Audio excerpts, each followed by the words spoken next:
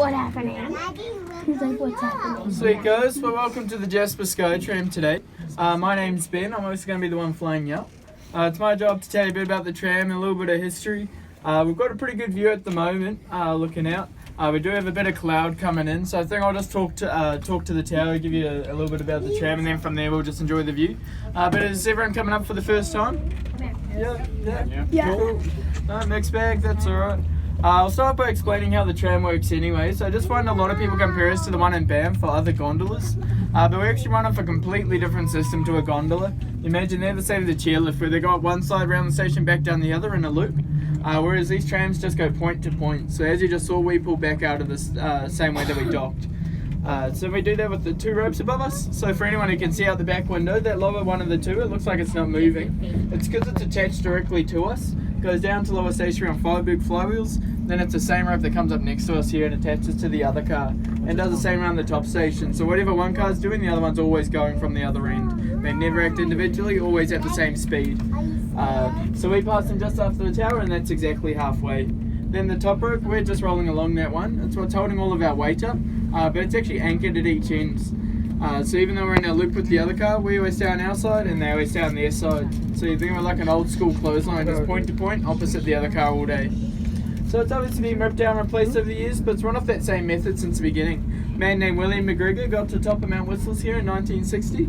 Thought it was a pretty good view, wanted to share it, but he didn't get back until 63 when he returned with a team of German engineers. It took them about 6-7 months to build and open for the public in July 1964. So we just had our 55th anniversary beginning of July. But it's pretty interesting. The guy who founded it, William McGregor, he used to be a co-owner of an oil field. That's how he managed to fund the tram. So he actually spent $5 million at the time to get it built, which is about $100 million in today's dollars with inflation. And the 6-7 months that it took to build it, if they were to build it in today's times with the different work regulations and whatnot, it would take 3 to 4 years. So much longer. So it's pretty amazing that they did get it built that quick in that era and everything. Bit of a product of its time. But as we go over the tower, you guys, we're going to get a bit of a swing. So now it's time to grab an overhead. Person next to you, open your arms and get a hug. Here we go. Whoa. There you go, guys. This is cool. The belly opens up a little bit here. You can see a bit more. So we'll just enjoy the cruise from here. If there's anything you want to talk about or any questions, tram related or not, feel free to yell them out. I'm more than happy for a chat. So is the tower at exactly halfway? Or? It's about 2/5. Okay. So when we pass this other car, that's halfway. Yeah, so that's what I was kind of wondering. Yeah, they left the same time as us. Yeah, so I kind of curious how wide it is. Yeah. So it's just the two cars then, hey? Going up the Jasper Yeah, so they Sky help Tram. each other up and down the hill. Yeah, so it's pretty much, we're in a loop. The bottom rope's in one big loop between the two. And then we've got a motor down the bottom that pretty much runs one way until you dock, and then it just flips over and just runs it back the other way, feeding that rope back and forth in that loop. So the other one's basically just a big counterweight to it. This one. Yeah, essentially. So the top rope, the one that holds all the weight, that's attached to 2 big concrete blocks at each end. So depending, if you've got 30 people in one car and one person in the other, those concrete blocks readjust how much tension's on that top rope to keep us always level, and they're always able to act against each other. So no matter what, we're always going the same speed.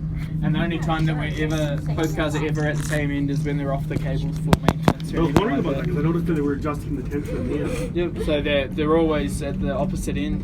And then the cable running up here is the communication so power. that's the power cable up there. Communication's a real thin one that's between the two trams. I'm not sure if you can see it there or when you I get saw to it down the bottom, yeah. Real narrow, because they've got all the satellite towers for the mobile stations and that on top of the station here, as well as boosters for our walkies. So if anyone goes into town, we can still use them from there as well. It's pretty cool. From what year is this cable called? From what year? Yeah. The shell itself is actually still the original from the 60s. So all like the electronics and everything above us has been ripped out, but the shell and everything in here. The windows have been replaced because over time they've been broken or whatever else at different points. But the tin and everything's the same. Yeah. Are the electronics radio based or?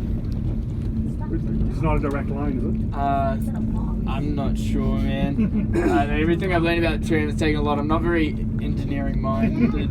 That's not very good English at all.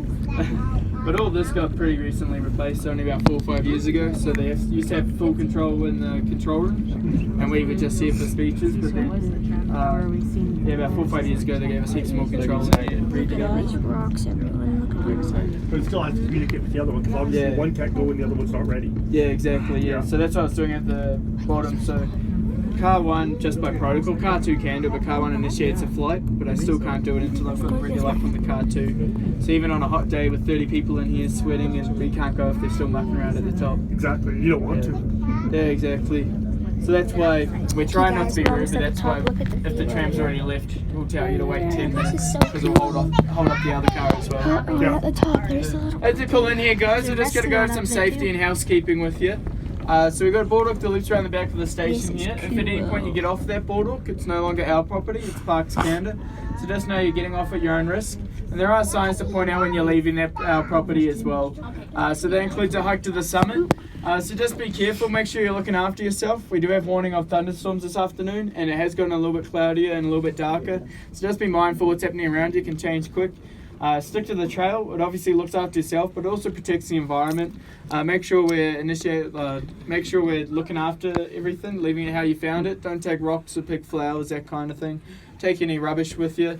And if you see the animals, give them heaps of space, and please don't feed them either. We've had Parks Canada tell us we've got some of the fattest wild animals they've ever seen, so it's getting beyond funny. Just don't feed them. Otherwise, the last tram down today is at 10 o'clock. There's a tram going down every 10 minutes until then. We've had a pretty busy time, so don't be surprised if you've got to wait 20-30 minutes to come down. And it is a matter of coming to the lobby here behind me and queuing up. So make sure you factor that in if you've got somewhere else to be after this. Otherwise, if you're out the back and you hear a horn go off, that's 20 minutes to the last tram down. Shouldn't go off till 9:30. But if you hear it soon, it's because we're watching some weather come in. That's just what it is if you hear it. It shouldn't go off sooner though.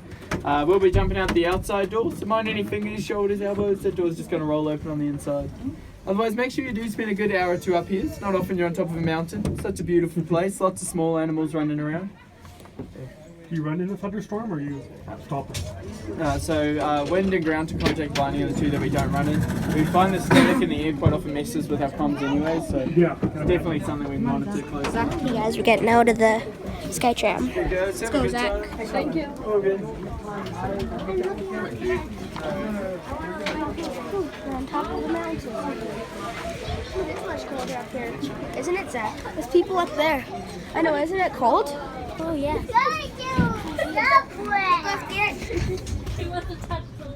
Look at this. No, check it out. No, he's just.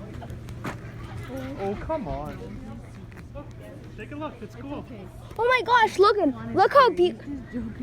Look at. Okay, we'll see you guys all next time. Goodbye.